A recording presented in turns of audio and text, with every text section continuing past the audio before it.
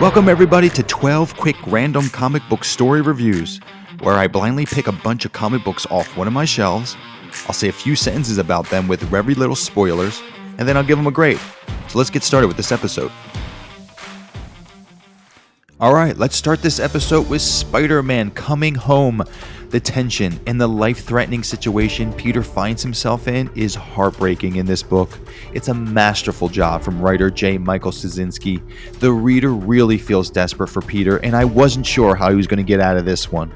What a classic Spider-Man story with all the elements that a fan would want. John Romita Jr.'s art is gritty and it delivers. I loved how Moreland had so little to say, it added to the terror. Now this has a close feeling to the story Nothing Can Stop the Juggernaut, but this actually has more desperation in it. Coming Home is both a thrilling superhero tale and a thoughtful re-examination of Spider-Man's identity. B+. Okay, up next is Batman Detective Comics mythology. Writer Tomasi set out to craft a Batman story that honored the character's legacy and the people, like Ducard and Leslie Tompkins, who helped shape his path, while also striving to break new ground. And that's no easy feat, given Batman's long and storied history. And in my opinion, he pulled it off pretty well. Sure, the ending may upset some readers, and that's understandable, but the journey itself was engaging, and it kept me hooked. The early mystery surrounding Thomas and Martha Wayne was especially compelling. Overall, it's a solid story with a strong mystery, even if it doesn't reach greatness. C. Okay, let's head to the Black Order, the War Masters of Thanos. When writer Jonathan Hickman introduced the Black Order during the Infinity event, they immediately stood out, especially Ebony Maw, who was sinister and sly in all the right ways.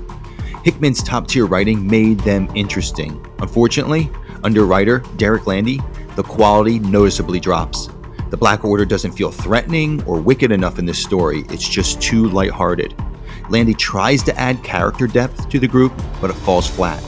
One weak attempt is Corvus Glaive being upset that the others don't find him funny, while Black Dwarf randomly quotes The Hitchhiker's Guide to the Galaxy.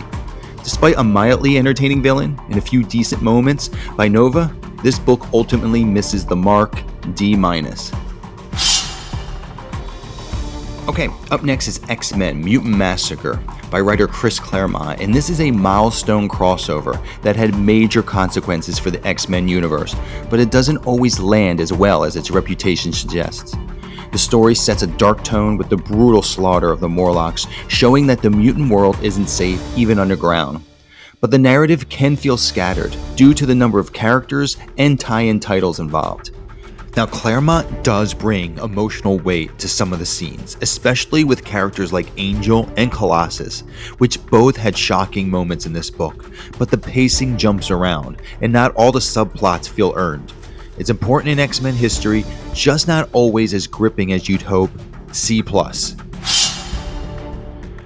let's head to Flashpoint Beyond.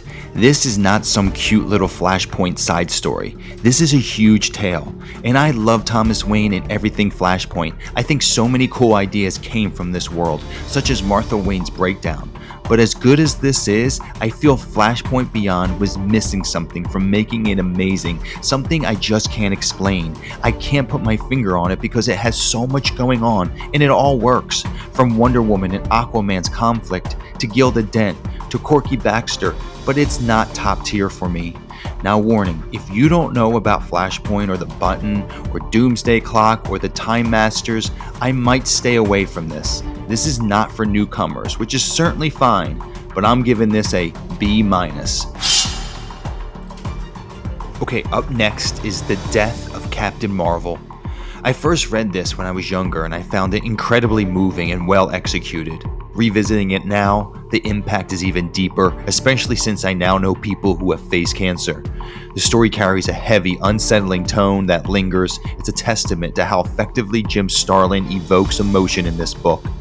The conflict with Nitro is handled brilliantly, but it's Mar-Vell's slow, heartbreaking decline that leaves the strongest impression.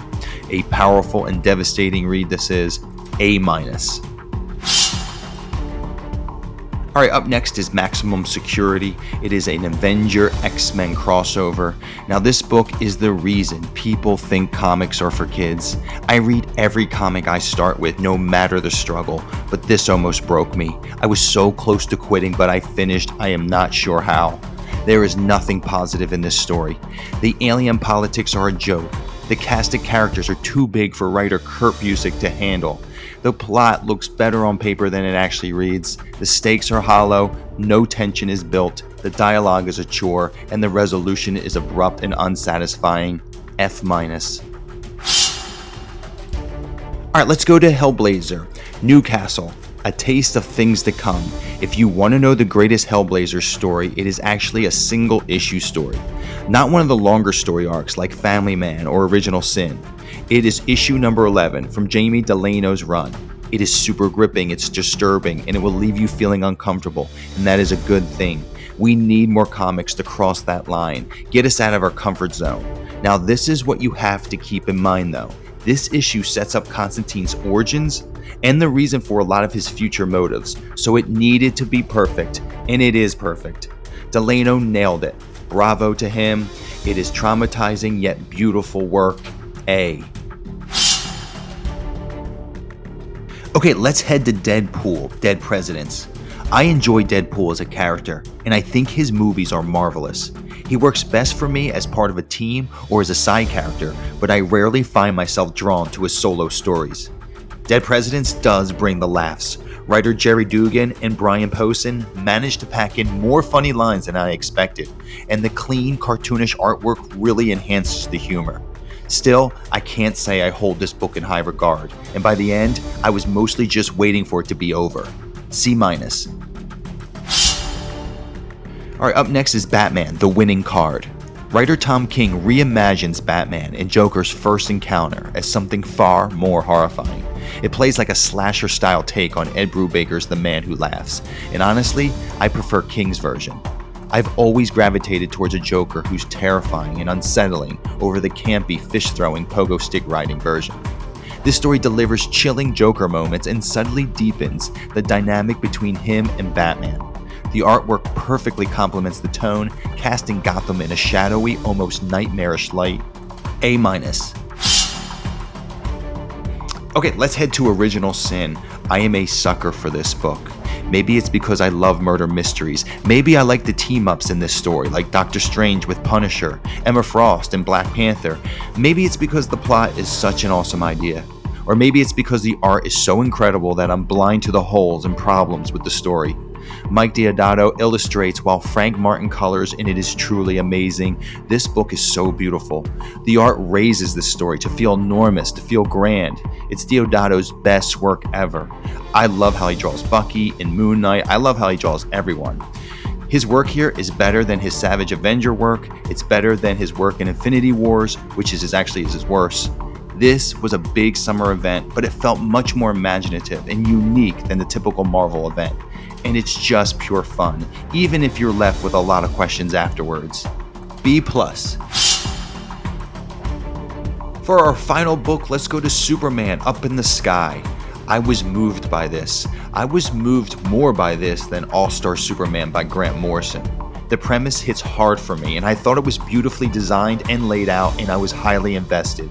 The story is set up into 12 mini-chapters, obstacles, situations, dilemmas that Superman must overcome, and some were predictable, while others were truly incredible ideas such as the Darkseid chapter. Tom King's Up in the Sky is certainly inspired by All-Star Superman here, but at the same time, it's its own thing. It's heartfelt, and it's a sensational ride. A. Hey everybody, thank you so much for watching this episode. But I'll be back real soon with another 12 quick, random comic book story review.